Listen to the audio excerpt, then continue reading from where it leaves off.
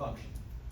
So, that's why the tutor was having a difficulty with it, and the tutor told her, said, I can't do this until, unless I had something on the side here, a constraint of some sort. And then maybe that would make it one-to-one. This thing wouldn't even pass the horizontal line test if you should graph it, okay? So it has no inverse, so you stop, has no inverse. Who would think? You know, just looking at it right quickly, you wouldn't think, oh, my goodness, the professor gave it to me, so it must work. No, this one has no inverse, okay? So watch out for things like that. Okay, guys, here we go. Now I've got just enough time to, did I get a chance to do the sign graph yesterday? The wave? And we sort of talked about the domain, the range on that business, and like period, amplitude, and vocabulary to go along with that, okay? I'm gonna have just enough time because we have 5 more to go. I'm not gonna do all 5 tonight, I can't. But I can at least do. And driving in today, I thought, well, usually I do after sine, I usually do cosine. And let students see how cosine graph looks. No, I changed my mind. I think it may be more appropriate to look at this one. For you guys. Sketch. We'll pick up cosine maybe later. Let's call it f of x is equal to this. Cosecant x. Now why, someone in this class, tell me, why might I change my mind and say from yesterday to today, why might I say, let's consider cosecant? Most instructors will do sine, then they'll do cosine, then they'll do tangent, myself included. But I thought, it might be better to do this one next. Why? No, something else. The sine is y and cosecant is 1 over y. They are reciprocals, right? So this right here is equivalent to, Philip says, Professor, this is equivalent to this. Oh, these markers are nice. 1 over sine x. So think about a reciprocal here. So take the graph I had yesterday, that wave, and let's perform a reciprocal on it.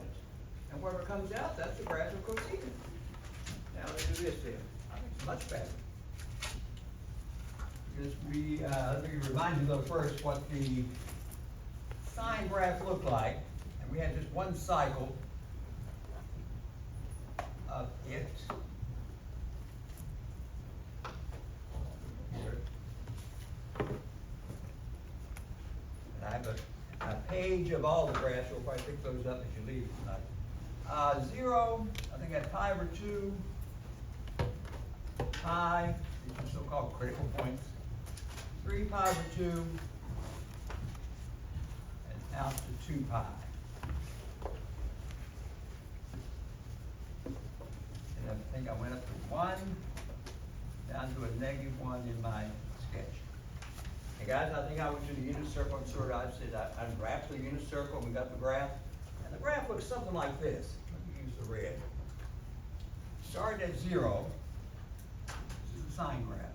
Goes up to 1 at 90 degrees, pi over 2. Back to the axis at pi. Down to a -1 at 3 pi over 2, 270. And back to 0 at 2 pi. And I think we had a graph that looks something like this.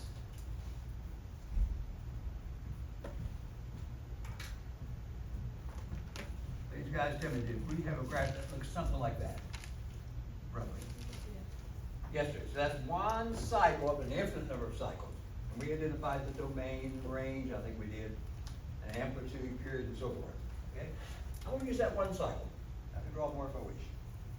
Now, I'd like to perform, if I can, I've got to be careful, this on it. And I'll graph the result in purple. Guys, here we go. We've got to form a reciprocal. Now, help me out. Be very careful. From yesterday's graph, we'll start at 0. The value right now is 0. I want its reciprocal. What happens if I say find the reciprocal of 0? You're placing 1 over 0. Is there an issue? Or is there an answer? It's undefined. You can't have zero in the denominator. So if you start here at zero, which I am at zero, zero is zero, and you say, Professor, you want the reciprocal, which is one over that, one over zero, it's impossible. So we'll start out with an asymptote.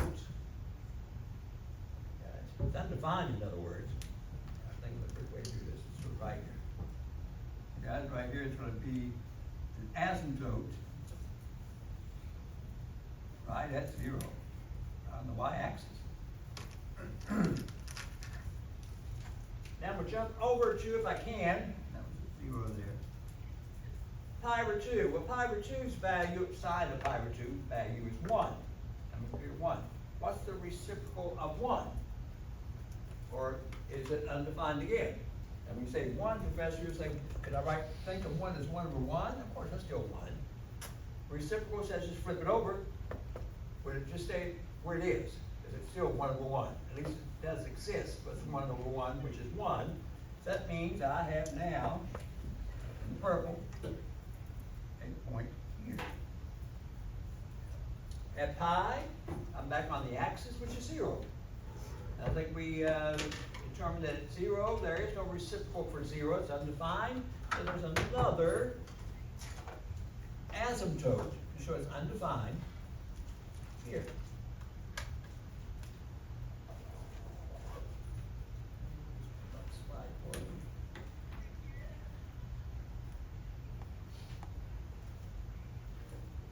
Place it there, guys. Something like that.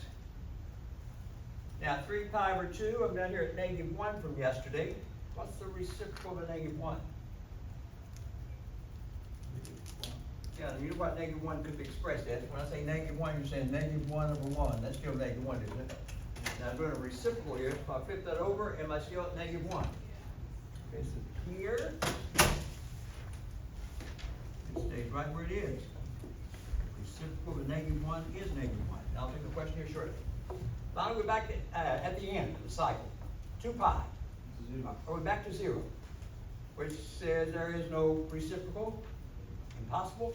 So we'll have another, looks like asymptote.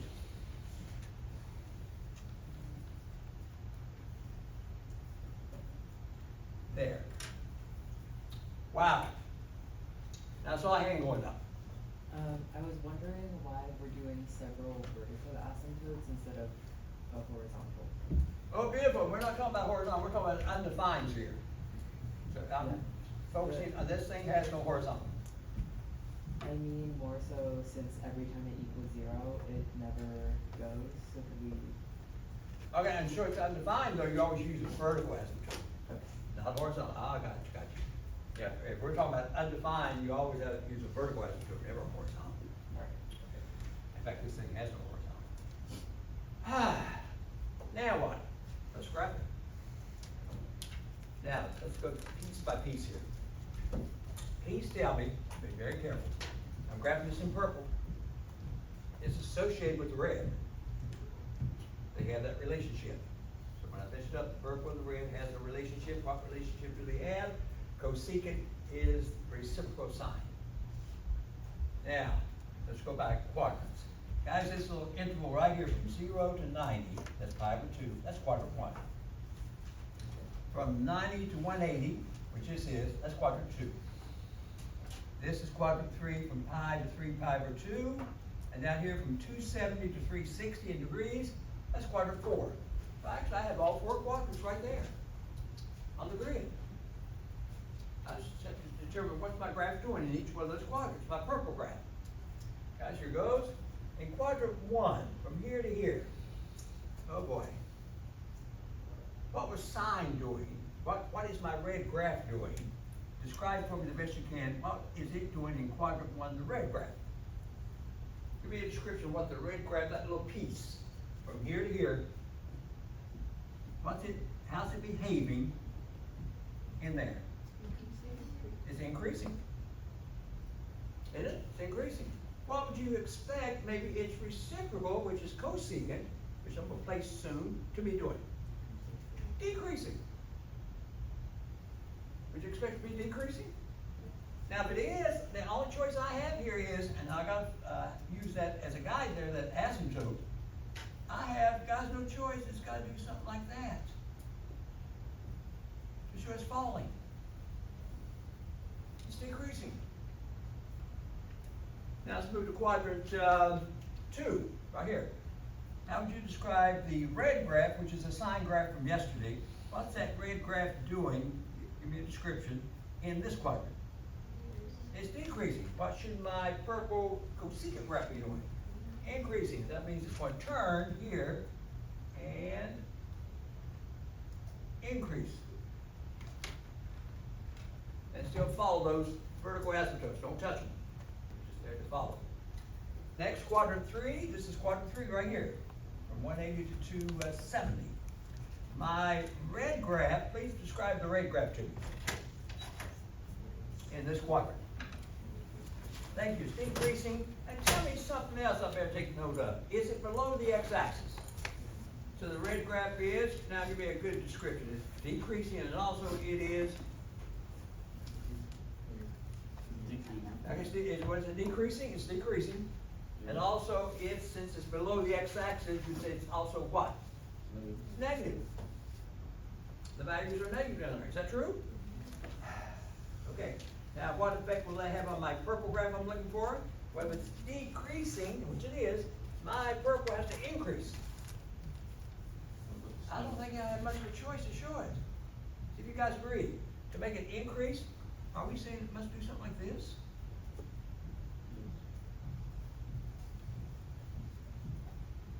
In that quadrant? And finally, quadrant 4 is over here between 270 and 360. And that red graph looks like that little piece of the sine graph from yesterday is what, increasing? So I would expect mine to do what then? Decrease, so it's going to turn and do that. There is one cycle graph of cosecant. These two branches, I'm doing mine freehand, but these two branches should be symmetric. They should look alike, except one's turning up and the other one's turning down. Now, if I were a beginning student, I'd probably say, Professor, that looks like parabolas. They're not parabolas. It's the shape of a parabola, maybe, but they're not true parabolas. Are we okay here, guys? Now, could I, if I wish, could I extend this on out and get more of those opening up, opening down, opening up, opening down? Definitely. It goes on forever. I just had one cycle here. Makes sense the way we approached it? So driving in, I thought, why not show students that now? Since I did sine yesterday, I'm not going to do cosine right now. Show them cosecant and show that relationship between the one we did yesterday and this one. Make sense? Now here's the issue. I need the domain, the range, the period, amplitude if there is one, all that business. But guys, here's the concern. I need some big time help here. Can anyone look at this and tell me, what's my domain? On the purple graph, the cosecant. What is its domain? Now wait a minute, so if you say, hang on, Arena, if you say, Professor, it's from 0 to pi, right? Then pi to 2 pi, then 2 pi to 3 pi, and 3 pi to 4 pi, and it goes on forever. So I gotta come up with a way to show someone, I'm not gonna list that like that though, because it would take me forever to list that like that. I'll need a little formula of some sort to show someone, say, this is, in general, what is going on here. So guys, x cannot be, the domain here. Rita, you're correct, x cannot be 0. X cannot be pi. X cannot be 2 pi. X cannot be 3 pi. X cannot be 4 pi. And even on the other side, we went this direction on the negative side, negative pi, negative 2 pi, negative 3 pi. You can't let x be those. That's where an asymptote is. Does anyone, I'm throwing this out, just get some input. Does anyone know a nice way to write that? Now, it's going to get interesting because we're getting in a little sophistication here. Go for it. Y plus y3. Oh, get close. Oh, wait, hold on. You're saying pi plus, come again? Y cubed. Now, he's using a variable k. I think your textbook may use n, but K's good, use a variable. Tell the class what else you're gonna do with that though. It's every pi in any. Okay, let me ask you this. If I accept what you just gave me, and on the side here, I say, now let K be, a particular type of number, and replace K by that number, that will give me where those asymptotes are. No, just the pi k. No, pi K is good. I need to know, No, what just are pi you K. talking about for K? What is K? K is any position. Any number? Like. Oh, I'm hearing it.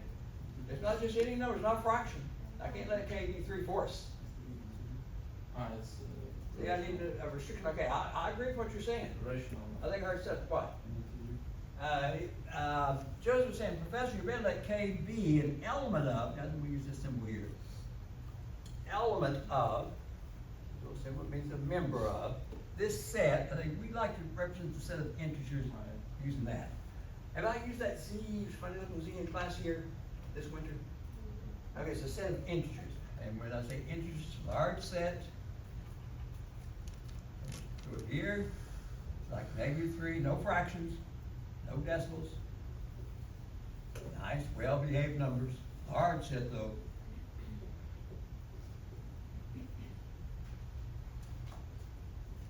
Now, let me see if yours will work. If I go inside there and just choose any of those integers that I wish, and replace K by it, it should give me a location of one of those asymptotes. Let me start with 0. You can try anything, so I'm gonna try 0. If I put a 0 in your little formula here, right here, this term will drop out, of course, and you're left with pi. Was there an asymptote of pi back here? Where's pi? There was one. Let me choose another at random. Suppose I chose 1. I put a 1 in right here, which he wants me to do, replace K by 1. This second term becomes pi, 1 pi. Plus the pi there, what's that, 2 pi? Is there an asymptote over here, 2 pi? Where was 2 pi? That true? Okay, let's see what else we got here. We put a 0 in there, we got pi, I think, didn't we? Did I put a 0 in there? Yeah. Then we put a 1 in there, okay. Now, can anyone tell me, I like what you said, can anyone tell me how I might get this one? There's also an asymptote at 0. What would you have to replace from this set in his little formula to this, for this to come out to be a 0? Thank you. Is -1 inside that set of integers? If I replace this by -1 right here, this becomes negative pi, plus pi, cancels out, and darn it, he's giving me another. This is another asymptote. This formula's gonna work. It looks like it's gonna work. I'm testing it.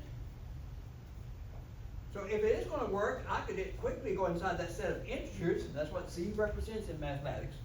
And keep in mind, guys, for goodness sakes, there are no decimals in here. No fractions. They're well-behaved numbers. Way out here, I can put 50 in. So I'll put 50 in here. It's inside that set. Right here for your K, I'm gonna have pi plus what, 50 pi? Was it 51 pi? You'd be guaranteed. If you stretch this graph out, there's an asymptote out there at 51 pi. With the help of his formula. Thank you. I just put the little restriction on there. You had to let us know what K is gonna be. Bill? Can you have the domain be without the pi on the front, like? Oh, beautiful, Can it beautiful. just be pi k? There's other forms here. Look at this. Philip, you're saying X cannot be, oh, I love this class. X cannot be what now? You just want pi K, you don't put the pi out there. You said, Professor, would this also work? Would that also give you the locations of those asymptotes? Just pi K. So if you put K with a 0, with a 1, with a 2, with a -1, -2, will that also give you the locations of those asymptotes? Beautiful, I'll accept either one. Now this one looks a little bit better here without that, but I will accept it, absolutely. And that's your domain. Wow. I don't think Mr. Park, I'm trying to reflect back to your class. I don't know whether I got this quick of a response on the domain with a student tell me something with a K in it or an N, I think they're supposed to use an N. And all that business, they got it. They got the domain expressed corrected for it. Yes? I usually put the domain like xmati for first asymptote and plus period pi. I mean. Oh, I and- got you, I and got you. You mean this, period. this right here might be representing Yeah. something called period of pi. Yeah, period. Got and you. basically Wow, asymptote. wow, wow, wow. So you're thinking of it like that? Yeah, like period and. That's beautiful. I didn't even mention period yet, but you brought that up. Guys, you accept the domain at this point? Okay, but you must, when, fill your form, you must show me on the side here that you mean to let K be an element of, it's inside that set of integers. Okay? Because I'm not gonna replace K by 1/2. If I replace K by 1/2, pi over 2, that becomes pi over 2. Look back here, I don't think there was an asymptote of pi over 2, was there? So you got to be restricted there, okay. Domains out of the way, range is a little bit easier. Oh, I'm trying to rub this in. What's the range? The up and down on this cosecant graph. Describe the, range. Negative infinity to -1. Hang on, negative infinity to -1, I will include -1. Okay, bracket, union, 1 included to infinity. beautiful. That's exactly it. Two separate branches there. There's my up and down described, range. I think I mentioned yesterday for the sign graph period, and I think I've already heard the student tell me something about period. Guys, the period of the graph is the point that you might think the graph starts repeating. And I heard pi. Now, we'll step back and look at this. Look at it carefully. 2 pi. Now, why'd you change it to 2 pi? The 1 pi is just, And 1 pi would just give me this. yes, For the full graph, this graph has what, 2 branches? This and this. So when would that start happening again to get my 2 full branches? Was that 2 pi? Everyone agree? Right here, 2 pi, would, if I should go out further, would you expect this to happen again up here? And this to happen again down here? That follows that pattern all the way through. Right, so 2 pi is the period number. Amplitude, let me point out now, yesterday that was the highest point from the axis.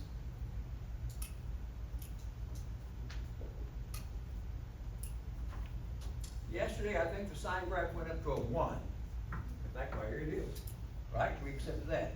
What might you say for this strange cosecant graph in the purple?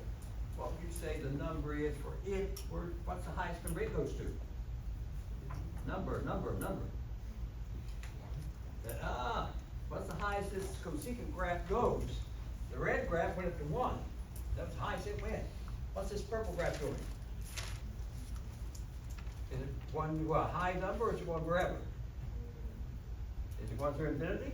And infinity is not a number, so this thing is none. There is no amplitude. There is no set number that I recognize as a high number. Okay, guys, got period, amplitude. Does anyone recall anything else I may have mentioned yesterday, or is that it? Domain, range, period, amplitude. Yes or no? I think that's basically what I did on the sine graph yesterday. Okay. Now, you know and I know that eventually, PK, they're going to ask us, not today, not this, we have enough to worry about today, to take this graph and guess what they're going to ask you to do with it? This purple graph especially, or the red graph, do a transformation on it. Can you imagine shifting this thing? This is shifted here, horizontal shift, this is shifted here, now all of a sudden there's a vertical shift, up, down, right? Maybe stretched, maybe reflected across the x-axis. They're going to actually start doing transformations on this. Yes, Gia? But they're not allowed to move independently of each other. Oh, you mean these 2 branches here? Yeah. No. And she is the one who, she comes in with all this stuff about she's the one who gave me the idea about that, what was it? Parabola being revolved around the y-axis and formed this solid, you remember that? Yeah. Nothing. Okay, guys, anything about this one? No, so we got another one out of the way. I'm pleased, super pleased, that you guys gave me, I'll accept this for your domain in a formula, or this one. And I'm sure there could be other forms. Either one of these would work. This one looks a little bit simpler, high K, okay? Guys, any concerns here? Watch me keep on looking at my time. What time did I say I was gonna stop? 1:15. What time is it now? 1. It's not 1 already, is it? Okay, quickly. The sketch, this one. Time to finish. Let's get the cosine. And by the way, anyone tell me on Monday, if I do the cosine tonight, what do you think I'll probably be doing next? Secant. Secant, why? There you go. Secant is 1 over cosine, they are reciprocals, and I'll treat it something like I did this one. Let's get cosine out of the way. The cosine graph itself, no problem, I don't think.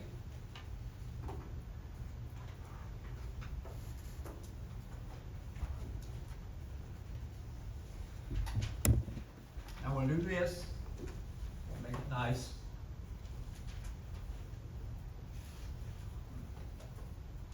I'll draw one cycle of it.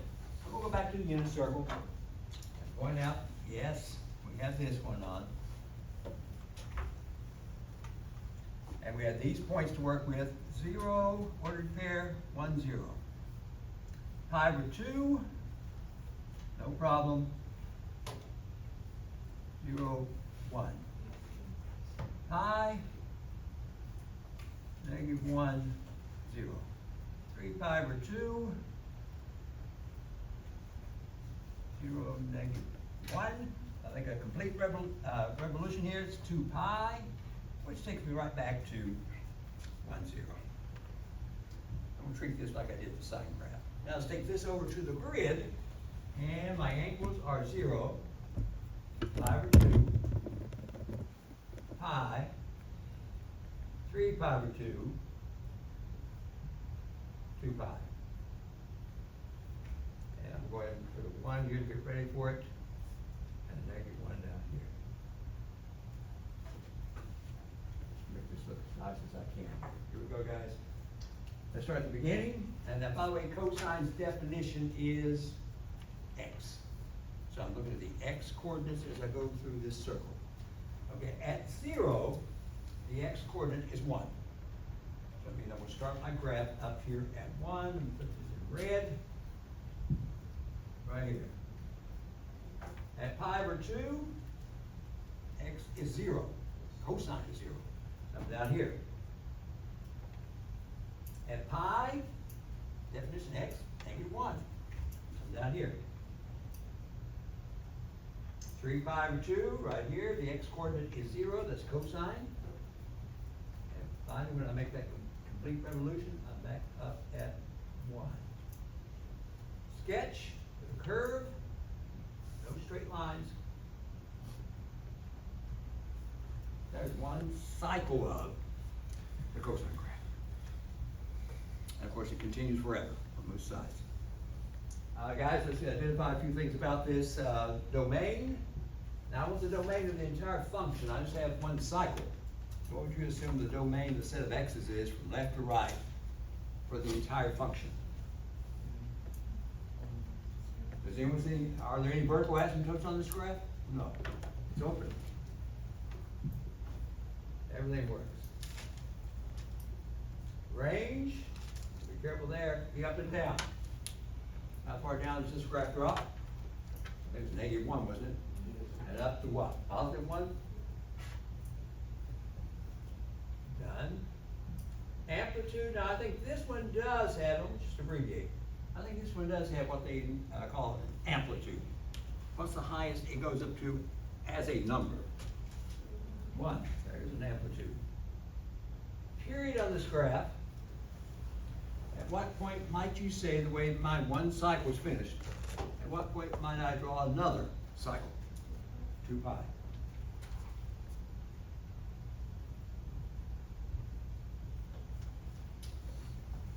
The truth? Now, I'm not gonna do anything else, but I do want you to take note of this, because there are some clever students in this class. There's the cosine graph. Back here was the sine graph in gray. There's gonna be a relationship later on. You might see a relationship. That gray graph here is sine, all of a sudden I turn this one into cosine. There's gonna be a relationship between sine and cosine also later on. Guys, any concerns there? Jeez. So I can have what? 1, 2, 3. I've got 3 of the 6 done. I'll probably do one more. Oh, you look at that relationship? Exactly, there's a relationship. Somehow. And you're gonna find why that happens here. We're gonna do a transformation later on. A transformation maybe on this sine graph, and it turns into the cosine graph. If I do a transformation of some sort on it, maybe 2 or 3 transformations on it, one problem. Okay? Guys, anything to ask about? Proud of you. So let's just do one more graph, then chapter 5's done. I'll probably start doing a little recap here. I do want to point out one thing before I take a break. This is not anything true. One of my students asked, says, Professor, I know you're going to give us a rational function tonight. Oh, you got to be careful. We did one in the 11:30 session. And Professor, I know how to find the vertical asymptote. Let's say the vertical asymptote here is at 2. That's a good way to do this. This is student asked. And there's a horizontal, sort of horizontal ends. It's up here. And you do what you gotta do. And you have a graph that might look like this. To follow those asymptotes. I got a vertical at 2 and through a horizontal end up there at 1. Up there at 1. Whoa, now here's the question. Can anyone answer this from calculus? What would you say the limit, as you make x get large, on this function, we'll call it r of x, rational, based on this little piece of the graph here? What would you say the limit as x is approaching infinity, in other words, you're going out this way forever, what would you say my graph itself, the purple graph, is doing? And that's the limit. Well, yeah, but give me more specific. Approaching Is one. it getting close to 1? Is it getting closer and closer and closer to that horizontal asymptote as you drag this purple graph out this way? That's what, you're dragging this out this way forever, that's what this means to do. Then you look up and see what your graph's doing. Is it getting close to 1? Very close to 1. The further you go out, the closer. So the limit is 1. Here's the question, though, to close down, that my student asked. Professor, what's the limit as x is approaching 2? The vertical asymptote.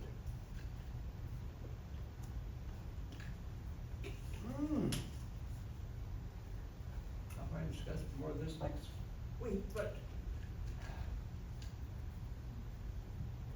I said, wait, Professor, I don't quite understand. I understand when you say x is approaching infinity, common sense says you're taking a hold of this graph and pulling it this way forever. That's going through infinity. Keep going. Now you're asking me this. Now I approach 2. But 2's here. What do you mean, Professor? You want to think you have an idea? Yes. It approaches infinity. Now, you're approaching infinity, but tell the students why you said that. Because as it's approaching the vertical asymptote, it's going up. Look at this. Now, if I say approaching 2, you're not going that way. That's infinity. You're going in this way. You're going toward 2. You're not going that way. That's infinity. We've got that one out of the way. If I say approaching 2, you're coming toward 2. If I come closer and closer and closer and closer and closer and closer to 2, and your calc instructor is going to tell you how close they want you to go. That would be specific, how close they want you to get to that thing. Very close. What would you describe my purple graph as doing the closer you get to this two? Is it going up through infinity? The closer I get, keeps rising. So the answer here is infinity. Hang on. See it hang one up. We'll stop here. Suppose now all of a sudden you have another piece doing this. Maybe another piece was down here. And you're still approaching two. So you're getting closer to two, and you've seen some of these things happen like this. Still approaching two, getting close to two, but you're moving in, this time approaching two, you're moving in this direction. How would you describe the graph doing the closer you get to two on the other side? What's the graph doing? Is it dropping down through negative infinity? Okay, hang on. Gotta do this right now. No. Wait. I'll go quick on this. Gia, students are telling me this is negative infinity. I agree 100%. The concern is, when I construct a quiz or a test, you want to know which side I want you to approach from. This says approach two, professor, approach two from which side? One has an answer of infinity, the other one has negative infinity. They use in mathematics a little superscript to indicate which side they want you to approach. So on this one, approach two from the right. You're on the right-hand side of the two. So put this. They want that one. The other one is on the left of that vertical asymptote, and they will use a little superscript of a negative to show you they want that one. So they'll use a little superscript to indicate to you which side they want you to approach. I thought I'd bring it up. A student asked me, and we'll do more with it next week. Gia, what's that question? I thought you had a question. No. Okay. Guys, anything else on this? I thought I'd bring it in. Okay, guys, take your well-deserved 15-minute break. We're going to start this at 1:30, 2:30, 3:30, be good, 2 hours.